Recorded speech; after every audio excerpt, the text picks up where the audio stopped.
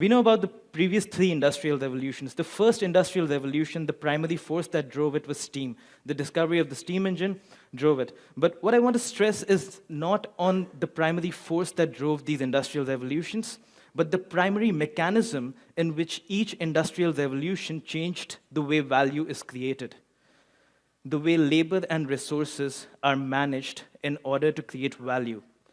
With the discovery of steam, the first thing that happened was that for the first time, labor could be replaced by mechanization. It could be replaced by machines. And so the key aspect in which value creation changed in the first industrial revolution was through mechanization. In the second industrial revolution, the primary force was the discovery of electricity.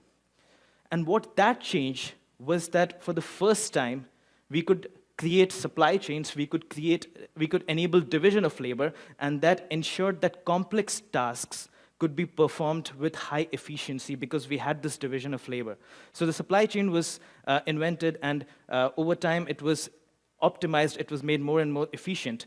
In the third industrial revolution, which is what we associate with computers, the key shift that happened was not that we moved from physical to digital or from traditional models to computerized models, but the fact that for the first time, we could use logic and programmable logic to create value.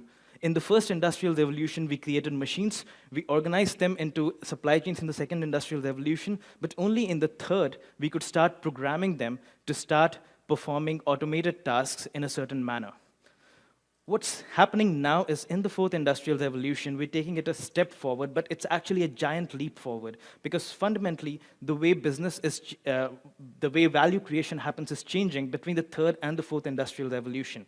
In the fourth industrial revolution, we're not just doing programmable logic, we're actually digitizing every possible object, every interaction with that object, every workflow in which that object participates, and we're using all of this data to create intelligence that not only improves all these processes, but fundamentally reorganizes every process.